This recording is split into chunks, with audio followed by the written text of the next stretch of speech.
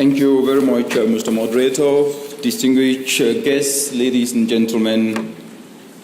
Some miles from this very room where we are seated today is the Kenyan coast. And there is a Swahili saying that where there are many, nothing goes wrong. And what this means is that the gathering here today to discuss conservation agriculture provides an opportunity not just for us to tap into this immense opportunity that conservation agriculture presents in Kenya and across the entire African continent, but to be able to discuss how we can be able to scale this within the perspective of the broader climate-smart agricultural approaches across the continent. Because as we're speaking today, the challenges facing Africa and Kenya are seemingly insurmountable, but what we know is that no problem can surpass human beings, because when spiders unite, they can hide, and a lion, as you can see on the screen. Distinguished colleagues, ladies and gentlemen, amidst the mixed basket of challenges and opportunities confronting not only Kenya but Africa today, we've heard food and nutritional insecurity, where over 240 million Africans go to bed hungry. We've heard 50% of mothers burying their kids before they reach their 5th birthday. And right here in Kenya, there are others who are food insecure, and this is projected to be increased by up to about 1 million before the end of the year. We're talking about the chronic youth unemployment, which currently, as we speak today, 12 million youth are joining the labor market every year. This means 1 million youth every month are getting to the labor market, competing just for 3 million jobs. And this is not just a serious issue, but an issue that has been christened a ticking time bomb. We're talking about post-harvest losses that are currently costing the African continent today $48 billion every year. Transformational climate and this change. necessitates annual imports of $35 billion, costing the continent not only foreign exchange, but actually losing jobs as well. And right here in Kenya, Kenya is actually losing up to about $500 million as a result of post-harvest losses. And reversing this means injecting an extra 50 billion Kenyan shillings into the local economy. And worst of all is climate change, which is already redefining the contours of the continent, even right here in Kenya. The climate change is the elephant in the room, already shrinking African economies and reversing the development gains that have been made. And right here in Kenya, just in the agricultural sector alone, a projected 1 degree temperature increase is projected to reduce crop revenue by about 14% in the next 2 years. With climate change in the picture, distinguished colleagues, ladies and gentlemen, this challenge, as bad as it is, will be compounded by multiplicities. And this is just but a sample of the sobering challenges that we face in the continent today. But what we know is that the Sustainable Development Goal might not be achieved if conservation agriculture and climate-smart agricultural approaches are not weaved into these Sustainable Development Goals, are not weaved into Kenyan own Vision 2030 or its derivative strategic Big Four priorities, including food security, manufacturing, health, and affordable healthcare. This predicament is simply unpalatable. Distinguished colleagues, what we know is that there is an African proverb that goes thus: he who earns calamity eats it with his family. What this insightful African proverb is telling us today is that Africa's calamity is our own calamity. Africa's calamity is global calamity, and consequently, our efforts to upscale conservation agriculture and climate-smart agricultural nature-based techniques must be in the context of charting solutions to address these diverse issues, whether it is youth unemployment, whether it is food and nutritional security, whether it is addressing issues that have to contribute to macroeconomic growth, and we must be able to do so in a way that can chart a pathway and lift people from the bottom of the pyramid. And this conference, especially with the team Conservation Agriculture Scaling Up, is a golden opportunity to do so. Distinguished colleagues, what I'm talking about, I'm talking of conservation agricultural techniques like minimum tillage, which has been expanded by colleagues that have spoken earlier. And these examples are dotted all across the African continent, including Kenya, where a farmer from Makueni County managed to maximize maize yields from her 1 acre farm, increasing yields by over 300%. I'm talking about conservation agriculture weaved into climate-smart agricultural approaches like intercropping, which has been used to change the microclimate in Uganda. Coffee fields to reduce temperatures by up to 2 to 5%, and the results being the losses of up to about 100 million annually averted, meaning more jobs have been created and incomes improve.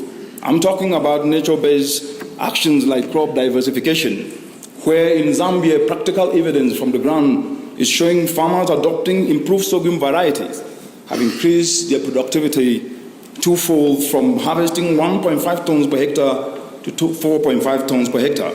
A similar technique being used in Malawi, where farmers are substituting maize for high-value, climate-resilient sesame, has reduced food insecurity by an average of 1 month in the biting lean months and enhanced farmers' income by 20%. I'm talking of desired techniques in Western Africa that have actually rehabilitated up to about 300,000 hectares of cross-staged and barren lands in Niger, restoring productivity. And the list goes on and on. Increases as a result of climate-smart agricultural techniques, including conservation agriculture. And this companion that we're discussing here today can save farmers above 60% in labor, in time to enhance farm level. Overall, all these that we're discussing here today are providing an opportunity that after production, what needs to be done in using climate-smart agricultural techniques, distinguished colleagues, ladies and gentlemen, using nature-based approaches where climate-smart agriculture, working with nature, not against nature, that has proven to enhance yields at reduced costs, that has proven to enhance livelihood, that has proven to enhance the capacity of the very ecosystems that are the foundation of livelihood, that underpin economic transformation across the globe today, and also has shown that it can enhance climate resilience. It's an opportunity. It's a triple benefit, and particularly crucial for Kenya in turning 80% of its landmass, which is arid and semi-arid, into rightful state of high productivity. With such, we are reminded of yet another African proverb that a path does not close with a man. The path does not close to a man with a machete. Such nature-based approaches like climate-smart agriculture is actually Africa's machete against the mounting socio-economic challenges and the changing climate that is already redefining the contour today.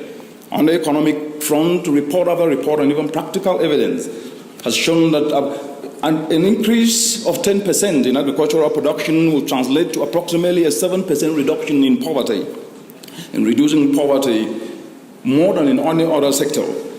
This is captured in African Union Agenda 2063. This is captured in the Malabo Declaration of 2014. But what we know is that how we produce the maximization of the productivity of Africa's conservation, using conservation agricultural techniques or nature-based agricultural techniques, provides a critically viable route to speedily build climate resilience and meet the region's socio-economic challenges or priorities and safeguard the realization of our shared prosperity. But for this to happen, distinguished colleagues, ladies and gentlemen, we must be able to move from farm-level production because it is not enough. Moving from farm-level production means that it must be complemented by additional actions at both policy and operational levels. And therefore, the model for scalability becomes very, very important. A business model to scale these climate-smart agricultural techniques with conservation agriculture, taking the broader part of the continuum, is very, very crucial. And this scaling up means that we must be able to ensure that what we produce should be added value to using energy that is not destroying the environment, using clean energy, that utilizing solar power irrigation or adding value using solar drying or processing using clean energy or off-grid energy becomes very important. We must be able to ensure that the right financing must be in place. We must be able to ensure that policy, which is the biggest driver of change, should be able to create the enabling policy environment and foster and incentivize the multidisciplinary collaboration, bringing together state and non-state actors, as enshrined in Section 5 of the Paris Agreement, also in Sustainable Goal 17 of the Sustainable Development Goals.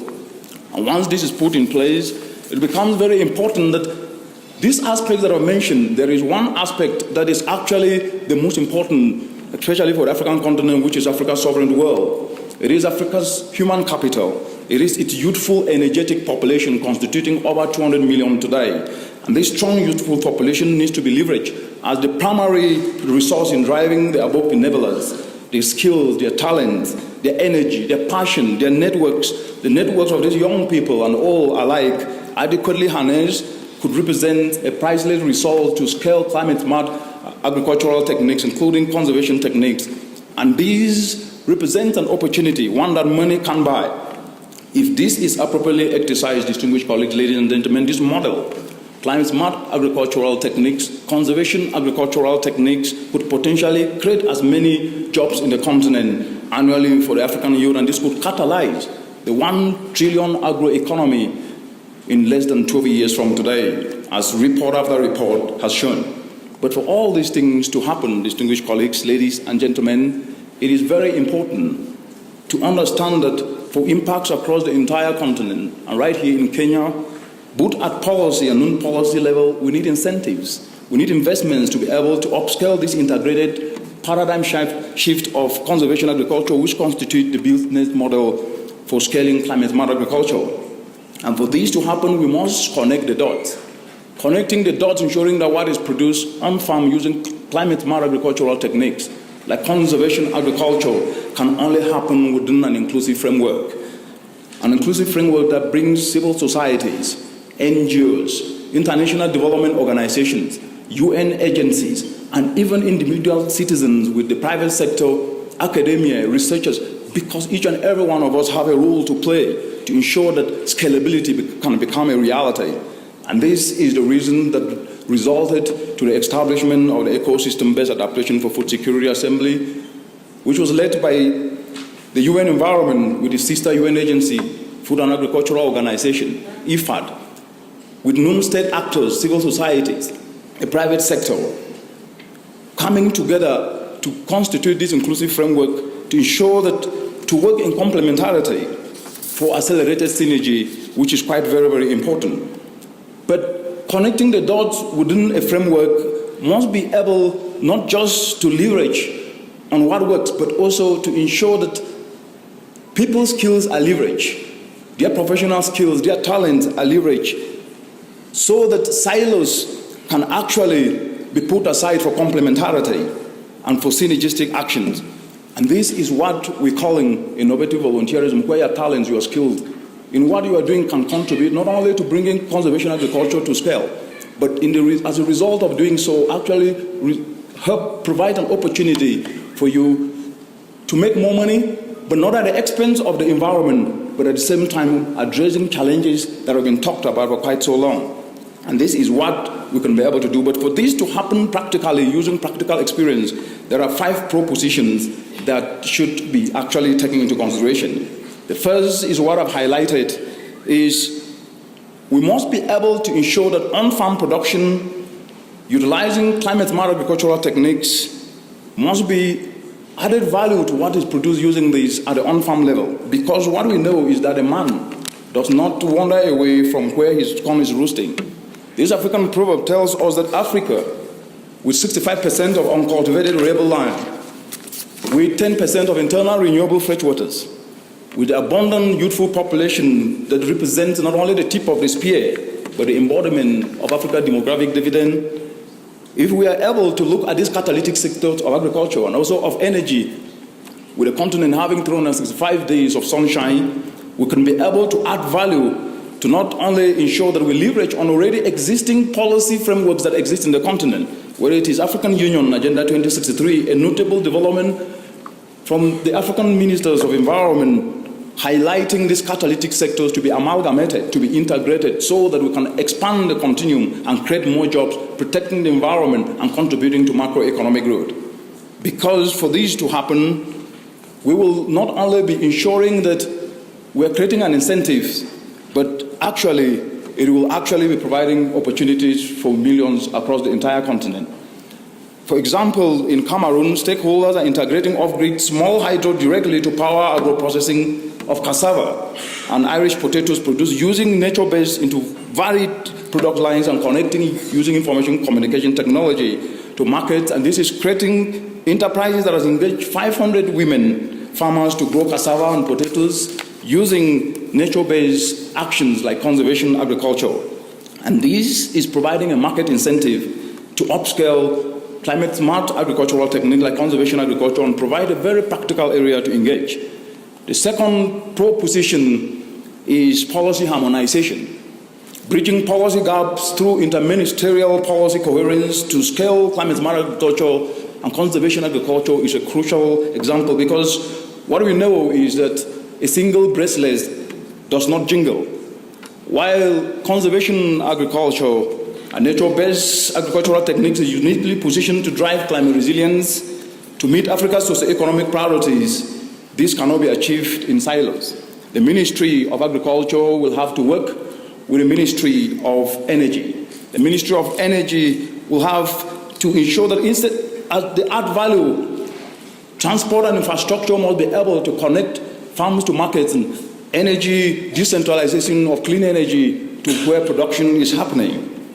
And these will reduce not only post-harvest losses that are costing the continent, but at the same time also provide an incentive to produce. And for example, right here in Kenya, the interagency policy task force that has been constituted within the Ministry of Agriculture, called the Kenya EBADrivenAgriculture Interagency Policy Task Force, is actually bridging gaps and helping to operationalize the climate-smart strategy of Kenya under the Ministry of Agriculture, making sure that the Ministry of Environment policy on green energy strategy and the Ministry of Industrialization, National Industrialization Policy and the provisions of the Finance Act, especially exemptions on inputs for manufacture of pesticide under the National Treasury, all this coming together, ensuring policy coherence provides an opportunity because policy is the biggest driver of change. Distinguished colleagues, the third proposition is market standardization. The African proverb that goes that if the cockroach wants to roll over the chicken, then it must hire the fox as a bodyguard.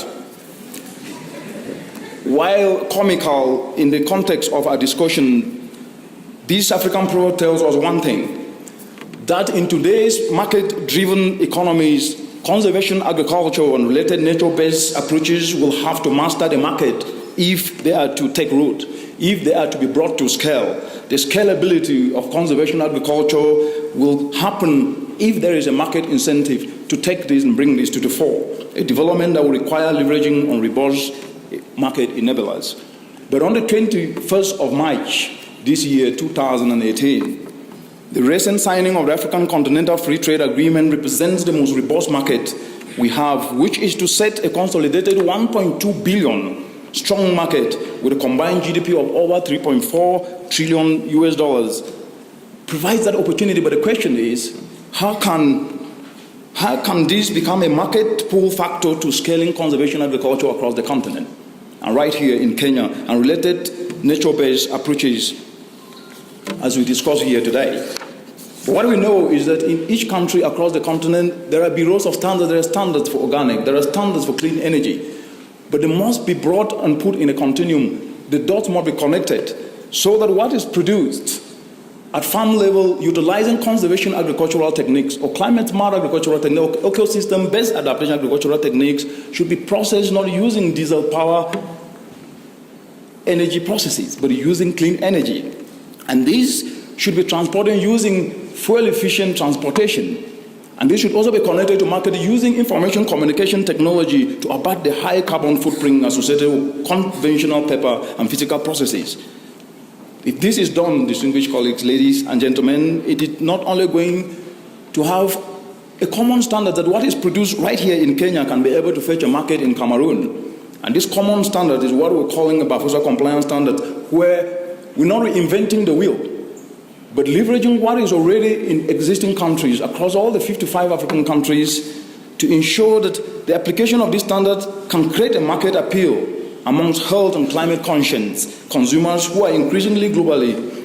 It will also ensure that processed cassava from Kenya can be bought from a Nigerian supermarket with a peace of mind that the cassava is pure, it is natural, it is non-chemicalized, and that cannot compromise the consumer health. It will mean the high quality, that it is not adding to the emissions that are contributing to climate change, but at the same time also ensure that it leverage from the $1 trillion market.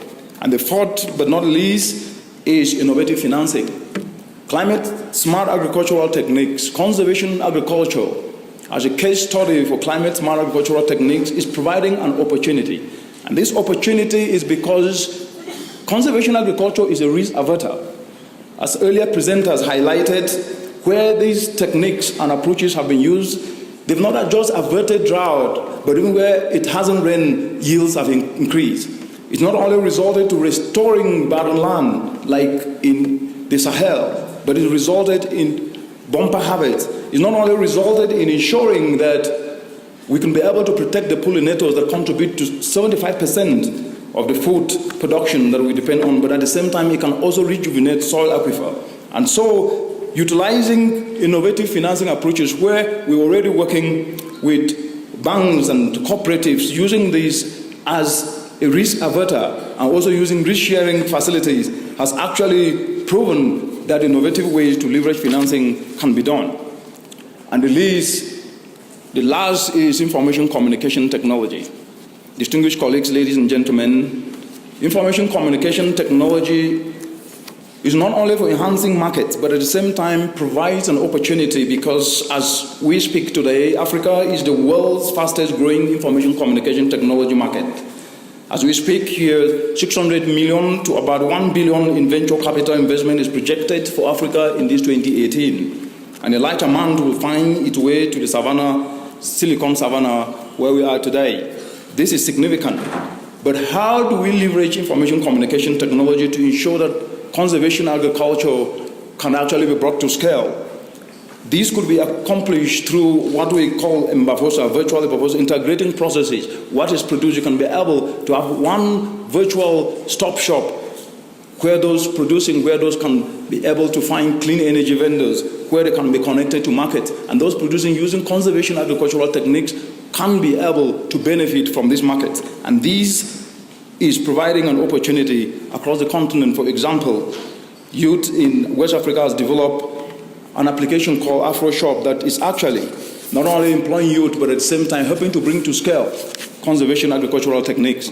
Distinguished colleagues, ladies and gentlemen, with all these practical examples and also these ways to bring conservation agriculture to scale, this African proverb reminds us that by crawling, a child learns to stand. With what we know, there are no absence of conservation agricultural techniques across the continent and right here in Kenya. But what we know is that the wisdom from this proverb is that we must be able to work in complementarity to connect the dots from production to processing to market. Because connecting the dots is actually the DNA of transformational change. And this is the underlying premise that should be able to energize us. Because as we're speaking today, if there is an African going to bed with his or her stomach aching of hunger, that should matter to us. And if it matters to us, we must be able to bring not just to scale, but at the same time operationalize these actions. If there is a youth who is out there without a job but can be able to bring his or her skill to contribute to this scalability of conservation agriculture across the continuum, not only from on-farm production, that should matter to us. The future is connecting the dots. Thank you.